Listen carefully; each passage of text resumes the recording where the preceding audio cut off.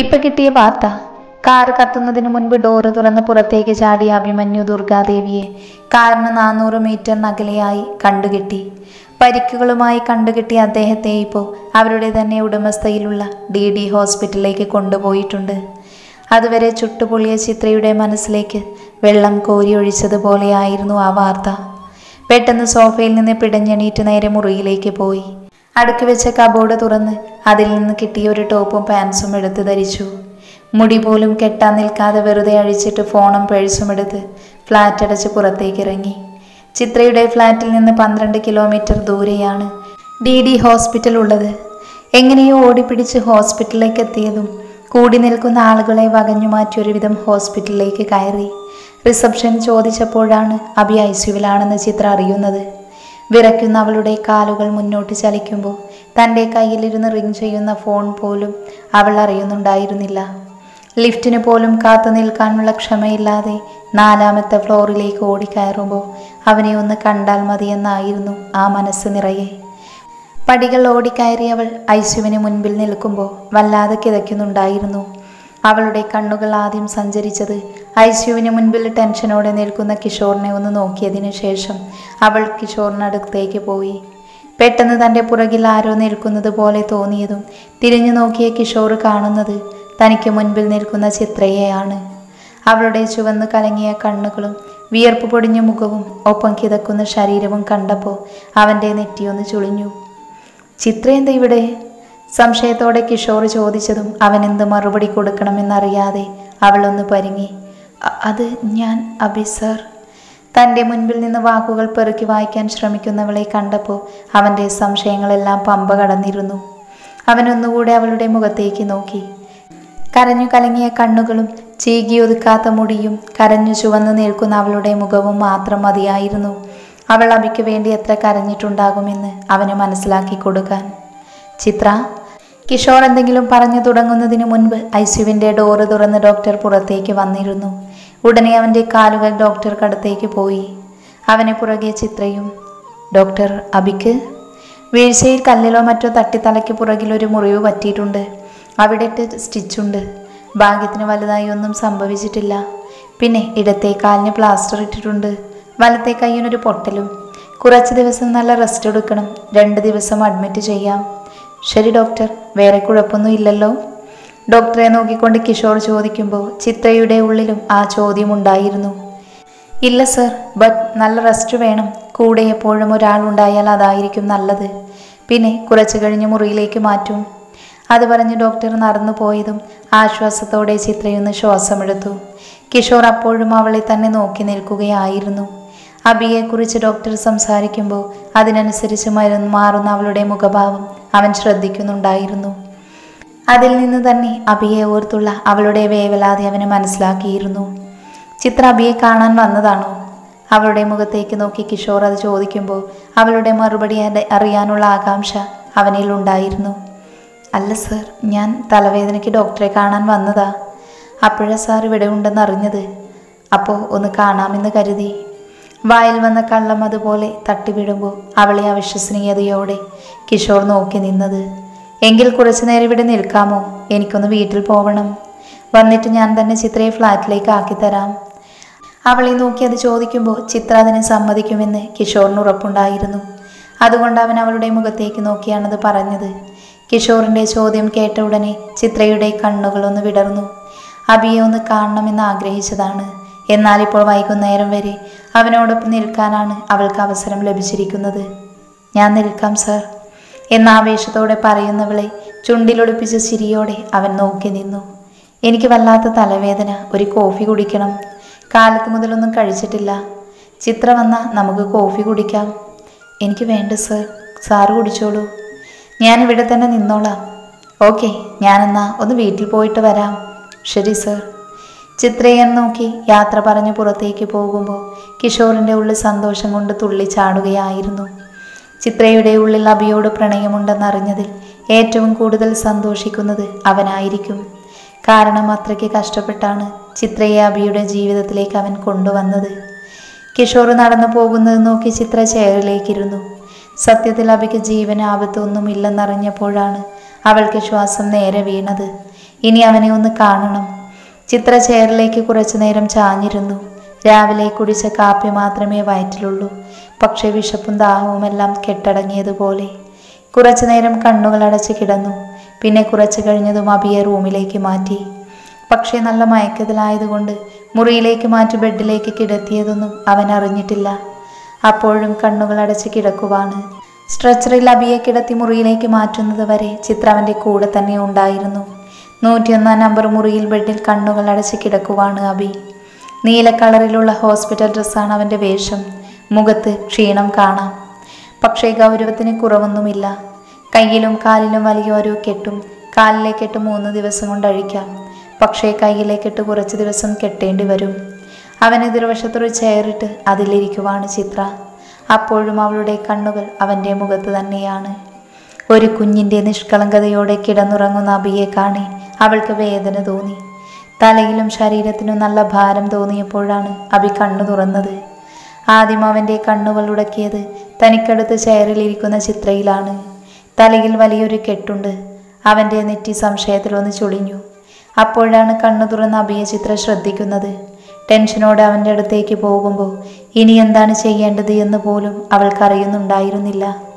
തൻ്റെ അടുത്തേക്ക് വരുന്ന ചിത്രയെ കണ്ടതും കൈകുത്തിയൊന്ന് എഴുന്നേൽക്കാൻ അബി ഒരു ശ്രമം നടത്തി. എന്നാൽ അവൻ്റെ കയ്യിൽ അനുഭവപ്പെട്ട് സഹിക്കാൻ കഴിയാത്ത വേദനയിൽ അവൻ്റെ നെറ്റിയൊന്ന് ചുളിഞ്ഞു. അവനെ തന്നെ ശ്രദ്ധിച്ചു നിന്ന ചിത്ര അബിയുടെ വേദന മനസ്സിലാക്കിയതുപോലെ അവൻ്റെ ഇടത്തെ കയ്യിൽ പിടിച്ച് പതിയെ അബിയെ എഴുന്നേൽപ്പിച്ചിരുത്തി. അവളുടെ പ്രവൃത്തിയിൽ ഒന്ന് പകച്ചെങ്കിലും അത് അവനൊരു വലിയ സഹായം തന്നെയായിരുന്നു. ബെഡ് അഡ്ജസ്റ്റ് ചെയ്ത് ചിത്ര അബിയെ നേരെ ഇരുത്തിയതിനു ശേഷം അവൻ സപ്പോർട്ടിനൊരു തലയണ കൂടെ അവൾ വെച്ചുകൊടുത്തു. ഇപ്പോൾ എങ്ങനെയുണ്ട് സർ? അവൻ്റെ മുഖത്തേക്ക് നോക്കി അത് ചോദിക്കുമ്പോൾ ആ മനസ്സ് നിറയെ അവനെ ഓർത്തുള്ള വേവലാതിയായിരുന്നു. ഫൈൻ. ചിത്ര എന്താ ഇവിടെ? ബെഡിലേക്ക് ഒന്നുകൂടെ നേരെ ഇരുന്നതിന് ശേഷം അബി ചിത്രയെ നോക്കി ചോദിച്ചു. അത് തലവേദന ആയതുകൊണ്ട് ഡോക്ടറെ കാണാൻ വന്നതാ. അപ്പോഴാണ് സാർ ഇവിടെ ഉണ്ടെന്ന് കണ്ടത്. അപ്പോൾ ഒന്ന് കണ്ടിട്ട് പോകാമെന്ന് കരുതി. പിന്നെ കിഷോർ സാർ വീട്ടിൽ പോകണം, കുറച്ചു നേരം ഇവിടെ നിൽക്കാമോ എന്ന് ചോദിച്ചു. അതാ ഞാൻ. അവൻ്റെ ചോദ്യത്തിൽ ആദ്യമൊന്ന് പതറിയെങ്കിലും മുഖത്ത് നോക്കാതെയാണ് അവൾ അത്രയും പറഞ്ഞത്. പറഞ്ഞു കഴിഞ്ഞ് തല ഉയർത്തി നോക്കിയതും അസ്വസ്ഥതയോടെ ഇരിക്കുന്നവനെ അവൾ വെറുതെ ഒന്ന് നോക്കി. പതിയെ ബെഡിൽ നിന്ന് വലത്തെ കാൽ പുറത്തേക്ക് എടുത്ത് വെക്കുന്നവനെ കണ്ടതും ചിത്ര സംശയത്തോടെ അവനെ നോക്കി. അപ്പോഴേക്കും വലത്തെ കാൽ നിലത്തേക്ക് വെച്ച് ബാൻഡേജുള്ള ഇടത്തെ കാലും അവനടുത്തേക്ക് കുത്തിയിരുന്നു. പെട്ടെന്ന് കാൽ നിലത്ത് കുത്തിയതും സഹിക്കാൻ കഴിയാത്ത വേദനയോടെ അവൻ ബെഡിലേക്ക് തന്നെ ഇരുന്നു പോയി. അയ്യോ സർ, എന്തു പറ്റി? അവൻ്റെ പ്രവൃത്തികൾ അതുവരെ നോക്കി നിന്ന ചിത്ര അവൻ ബെഡിലേക്ക് ഇരിക്കുന്നത് കണ്ടതും ടെൻഷനോടെ അവൻ്റെ അടുത്തേക്ക് പോയി.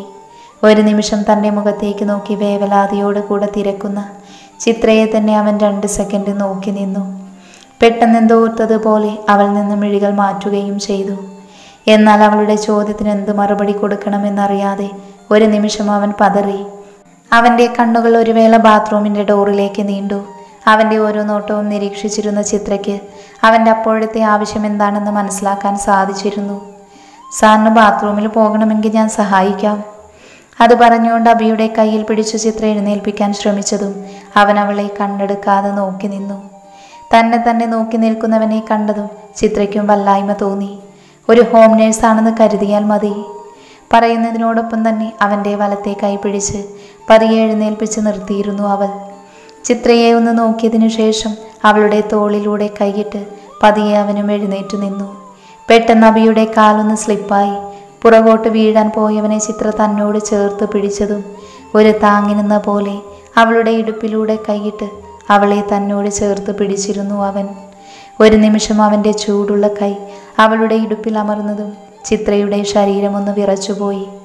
എന്നാൽ അതൊന്നും ശ്രദ്ധിക്കാതെ അബി ഒന്ന് എഴുന്നേറ്റ് നിന്നതിന് ശേഷം ചിത്രയുടെ തോളിലൂടെ കൈയിട്ട് അവളോട് ചേർന്ന് നിന്നിരുന്നു. അബിയുടെ ആ പ്രവൃത്തി കൂടെ ആയപ്പോൾ അവളുടെ ഉള്ളിലെ വിറയൽ ഒന്നുകൂടെ കൂടിയതുപോലെ. പ്രിയപ്പെട്ടവൻ്റെ സാമീപ്യത്തിൽ വിറയ്ക്കുന്ന അവളുടെ ശരീരം അവൻ കാണാതെ മറക്കാൻ പാടുപെട്ടു. അവളുടെ കൈ അവൻ്റെ ഇടുപ്പിലൂടെയിട്ട് അവനെ തന്നോട് ചേർത്ത് ബാത്റൂമിലേക്ക് നടക്കുമ്പോൾ പരമാവധി അവനെ വേദനിപ്പിക്കാതിരിക്കാൻ അവൾ ശ്രമിക്കുന്നുണ്ടായിരുന്നു. വളരെ സാവധാനം അവനെ തന്നോട് ചേർത്ത് പിടിച്ച് ബാത്റൂമിൽ കയറ്റിയതിനു ശേഷം ഡോറ് ചാരി അവൾ പുറത്തു തന്നെ നിന്നു. അവൻ പുറത്തേക്ക് വന്ന ഉടനെ ചിത്ര തന്നെ അവനെ ബെഡിലേക്ക് കൊണ്ടുപോയിരുത്തി. വളരെ ശ്രദ്ധിച്ച് അവൻ്റെ കാലെടുത്ത് ബെഡിലേക്ക് വെച്ച് ഒരു പില്ലോ കൂടെ എടുത്തു വെച്ചു കൊടുത്തു. അപ്പോഴേക്കും കിഷോർ ക്യാൻറ്റീൻ വിളിച്ചു പറഞ്ഞ കഞ്ഞി സ്റ്റാഫ് അവിടേക്ക് കൊണ്ടുകൊടുത്തിരുന്നു. സമയം വൈകിട്ട് 4 മണി കഴിഞ്ഞുവെങ്കിലും ഇതുവരെ അഭിയൊന്നും കഴിക്കാത്തത് കൊണ്ട് ചിത്ര കഞ്ഞിയുമായി അവനടുത്തേക്ക് പോയി. ബെഡിൽ കിടക്കുന്ന അഭി ചിത്ര തനിക്കടുത്തേക്കായി കഞ്ഞിയുമായി വരുന്നത് കണ്ടപ്പോൾ തന്നെ പതിയെ എഴുന്നേറ്റു. ഉടനെ കയ്യിലുള്ള കഞ്ഞി ടേബിളിലേക്ക് വെച്ച് വേഗം അവനടുത്തേക്ക് പോയി. പതിയെ ബെഡ് അല്പം ഉയർത്തി അവൻ അഡ്ജസ്റ്റ് ചെയ്തു കൊടുത്തു. അവൻ നേരെ ഇരുത്തി ആവി പറക്കുന്ന കഞ്ഞിയുമായി അവനടുത്തേക്ക് പോയി. കഞ്ഞി അവനെ നേരെ നീട്ടിക്കൊണ്ട് ചിത്ര ബെഡിനടുത്ത് നിന്നതും അഭി തൻ്റെ കെട്ടിവെച്ച കൈയിലേക്ക് നോക്കി. പിന്നെ ഒന്ന് ശ്വാസമെടുത്തതിനു ശേഷം സ്പൂണിന് നേരെ കൈ നീട്ടി. എന്നാൽ അപ്പോഴേക്കും സ്പൂണിൽ കോരിയെടുത്ത കഞ്ഞി അവന് നേരെ ചിത്ര നീട്ടിയിരുന്നു. ഒരു നിമിഷം അവളെയും അവളുടെ കയ്യിലേക്കും നോക്കി നിന്നതിനു ശേഷം അഭി ആ കഞ്ഞി കുടിച്ചു. ചിത്ര കൊടുക്കുന്നതിനനുസരിച്ച് കഞ്ഞി കുടിക്കുന്ന അഭിയെ അവൾ അവിശ്വസനീയതയോടെ നോക്കിയെങ്കിലും അഭി അതൊന്നും ശ്രദ്ധിക്കാതെ കഞ്ഞി കുടിച്ചുകൊണ്ടിരുന്നു. അഭി കുടിച്ച പാത്രം തിരിച്ചു വെക്കാനായി തിരിഞ്ഞവൾ അവൻ്റെ കണ്ണിൽ തങ്ങി നിന്ന് നീർത്തുള്ളി കണ്ടില്ല. അഭിക്കുള്ള മരുന്ന് കൊടുത്ത് അവന് വെള്ളം കുടിച്ച ഗ്ലാസ് വാങ്ങുമ്പോഴാണ് ആ മുറിയുടെ ഡോറ് തുറന്നൊരു പെണ്ണകത്തേക്ക് വന്നത്. അഭിയേട്ടാ എന്ന് വേദനയോടെ വിളിച്ച് അവൻ്റെ അടുത്തേക്ക് വരുന്ന ആ പെൺകുട്ടിയുടെ കണ്ണുകൾ നിറഞ്ഞു നിന്നത് പ്രണയമായിരുന്നു, ആത്മാർത്ഥ പ്രണയം. ഒരു നിമിഷം അഭിയുടെ കണ്ണുകൾ തനിക്കടുത്തേക്ക് നടന്നു വരുന്ന പെൺകുട്ടിയിൽ തറഞ്ഞു നിന്നതും അവൻ അസ്വസ്ഥതയോടെ കണ്ണുകൾ അടച്ചു. അഭിയേട്ടാ ഇപ്പം എങ്ങനെയുണ്ട്? അവൻ്റെ അടുത്തേക്ക് പാഞ്ഞു വന്ന ആ കൈകൾ പിടിക്കുമ്പോൾ ഇത്രയും നേരം അവൾ അനുഭവിച്ച ടെൻഷൻ ആ കണ്ണുകളിൽ നീർത്തുള്ളിയായി രൂപപ്പെട്ട് കഴിഞ്ഞിരുന്നു. ഫൈൻ എന്ന് പറയുന്നതിൻ്റെ കൂടെ അവളുടെ കയ്യിൽ നിന്ന് തൻ്റെ കൈ അടർത്തി മാറ്റിയിരുന്നു അവൻ. അവൻ്റെ ആ പ്രവൃത്തി ശ്രീദേവിയിൽ ചെറിയ വേദന ഉണർത്തിയെങ്കിലും വെറുതെ ഒന്ന് പുഞ്ചിരിക്കാൻ ശ്രമിച്ചു. സത്യത്തിൽ അപ്പോഴാണ് അഭിക്കടുത്ത് ഗ്ലാസും പിടിച്ചു നിൽക്കുന്ന ചിത്രയെ ശ്രീ കാണുന്നത്. സംശയത്തിൽ ശ്രീയുടെ മുഖമൊന്ന് ചുളിഞ്ഞു. അവൻ്റെ PA ആയ ദിയല്ലാതെ വേറൊരു സ്ത്രീയെയും അവനോടൊപ്പം കണ്ട ഓർമ്മയില്ല ശ്രീക്ക്. എന്നാൽ ഇന്ന് അവൻ്റെ കൂടെ നിന്ന് അവനെ പരിചരിക്കുന്ന ആ പെൺകുട്ടിയെ കണ്ടതും അവളിൽ അസ്വസ്ഥതയുണ്ടായി. പിന്നെ അത് മുഖത്ത് പ്രകടിപ്പിക്കാതെ വരുത്തി തീർത്തൊരു ചിരിയോടെ ശ്രീദേവി നേരെ കൈനീട്ടി. ഹായ്, ഞാൻ ശ്രീദേവി, അഭിയേട്ടൻ്റെ മുറപ്പെണ്ണാണ്. തനിക്ക് നേരെ കൈനീട്ടി പുഞ്ചിരിയോടെ സ്വയം പരിചയപ്പെടുത്തുന്ന ശ്രീദേവിയുടെ മുറപ്പെണ്ണ് എന്ന വാക്കിൽ മാത്രം കുടുങ്ങിക്കിടക്കുകയായിരുന്നു അവൾ. ഒരു വേള ഹൃദയത്തിൽ ഒരു ഭാരം വന്ന് നിറയുന്നത് ചിത്രയറിഞ്ഞു. വീണ്ടും ചുട്ടുപൊള്ളുന്ന ഹൃദയവേദന, കണ്ണുകൾ വീണ്ടും നിറഞ്ഞു തുളുമ്പുമെന്നായതും സ്വയം നിയന്ത്രിച്ചുകൊണ്ട് വരുത്തി തീർത്തൊരു പുഞ്ചിരിയോട് കൂടി ശ്രീദേവിക്ക് കൈകൊടുത്തിരുന്നു ചിത്ര. ചിത്ര സാറിൻ്റെ ഓഫീസിലെ സ്റ്റാഫാണ്. ഇടറുന്ന ശബ്ദത്തിൽ പിടിച്ചു കെട്ടിക്കൊണ്ടാണ് ഒരുവിധം ചിത്ര പറഞ്ഞു നിർത്തിയത്. ചിത്രയ്ക്ക് ഓഫീസിൽ ഒരുപാട് ജോലിയുണ്ടാകുമല്ലേ, ഇന്ന് ലീവെടുത്ത് വന്നതാണോ? ചിത്രയിൽ നിന്ന് കൈവേർപ്പെടുത്തിക്കൊണ്ട് ശ്രീദേവി ചോദിക്കുമ്പോൾ അവളെ വെറും സ്റ്റാഫാണ് എന്നറിഞ്ഞതിൻ്റെ ഒരാശ്വാസം കൂടി ശ്രീദേവിയിൽ ഉണ്ടായിരുന്നു. അല്ല, ഞാനിന്ന് ലീവായിരുന്നു. ഡോക്ടറെ കാണാൻ വന്നപ്പോഴാണ് സാർ ഇവിടെ ഉണ്ടെന്നറിഞ്ഞത്. എന്നാലൊന്ന് കാണാമെന്ന് കരുതി. ശ്രീദേവിയുടെയോ അഭിയുടെയോ മുഖത്തേക്ക് നോക്കാതെ തലതാഴ്ത്തിയാണ് ചിത്ര അത്രയും പറഞ്ഞത്. അല്ലെങ്കിലും ആരുടെയും മുഖത്തേക്ക് നോക്കി കള്ളം പറയാനൊന്നും അവൾക്കറിയില്ല. ആണോ? എന്നാൽ ചിത്ര പൊക്കോളൂ. അഭിയേട്ടൻ്റെ കൂടെ ഇനി ഞാൻ നിന്നോളാം. സുഖമില്ലാത്തതല്ലേ, റെസ്റ്റ് എടുത്തോളൂ. അവളെ നോക്കി ചിരിച്ചുകൊണ്ട് പറയുമ്പോൾ ചിത്രയെ പറഞ്ഞയച്ചു കുറച്ചു നേരം അഭിയുടെ കൂടെ ഇരുന്ന് അവൻ്റെ ഇഷ്ടം പിടിച്ചു പറ്റണമെന്നൊരു ചിന്ത മാത്രമായിരുന്നു ശ്രീദേവിയിൽ. എന്നാൽ ശ്രീദേവിയുടെ വാക്കുകളിൽ പകച്ചു നിൽക്കുകയാണ് ചിത്ര. ഇനിയും ഒരുപാട് നേരം അഭിയോടൊപ്പം സമയം ചിലവഴിക്കാനും അവന് വേണ്ട രീതിയിൽ പരിചരിക്കാനും അവൾക്ക് ആഗ്രഹമുണ്ടെങ്കിലും മറുത്തൊന്നും പറയാൻ കഴിയാത്ത സാഹചര്യത്തിലാണ് ചിത്ര. താൻ അദ്ദേഹത്തിൻ്റെ വെറും കോൺട്രാക്ട് വൈഫാണ്. എന്നാൽ തനിക്കെതിരെ നിൽക്കുന്ന ശ്രീദേവി അവൻ്റെ മുറപ്പെണ്ണാണ്. അവളെ തടയാൻ തനിക്ക് കഴിയില്ല, അതിനുള്ള അവകാശമില്ല. തൻ്റെ നെഞ്ചിനുള്ളിലേക്ക് കൂരമ്പ് തറച്ച വേദനയുടെ ആഴം കൂടിയതും ചിത്ര വീണ്ടും കണ്ണുനീർ പൊടിഞ്ഞു. എന്ന് മൂളതുന്നതിൻ്റെ കൂടെ ടേബിളിൽ വെച്ചിരിക്കുന്ന തൻ്റെ പേഴ്സും ഫോണും എടുത്ത് ചിത്ര അഭിയെ ഒന്ന് നോക്കി. അപ്പോഴും അവളുടെ പ്രവൃത്തി തന്നെ നോക്കി നിൽക്കുവാണവൻ. ഞാൻ പോകുന്നു. അത് കേൾക്കെ ശ്രീയുടെ കണ്ണുകളൊന്ന് വിടർന്നു. ചിത്ര അതും പറഞ്ഞ് തല താഴ്ത്തി പറയുന്നതിൻ്റെ കൂടെ ചിത്ര തിരിഞ്ഞു നിന്നതും അഭിയുടെ ശബ്ദം അവിടെ ഉയർന്നു. ചിത്രയോട് ഞാൻ പോകാൻ പറഞ്ഞോ? അവൻ്റെ ഗൗരവം നിറഞ്ഞ ശബ്ദം അവിടെ ഉയർന്നതും പിടിച്ചു കെട്ടിയതുപോലെ ചിത്ര അവിടെ നിന്നു. തിരിഞ്ഞു നോക്കി അവൾ കാണുന്നത് തന്നെ രൂക്ഷമായി നോക്കുന്ന അഭിയെയാണ്. ഇല്ല. പതിഞ്ഞ ശബ്ദത്തിൽ തല താഴ്ത്തിന്ന് പറയുന്ന ചിത്രയെ അവൻ ദേഷ്യത്തോടെ നോക്കി. പിന്നെ ആ കണ്ണുകൾ ശ്രീയിലേക്കും. എൻ്റെ ഭാര്യയോട് ഇവിടെ നിന്ന് പുറത്തേക്ക് പോകാൻ പറയാനുള്ള അധികാരം ശ്രീദേവിക്ക് ആരാണ് തന്നത്?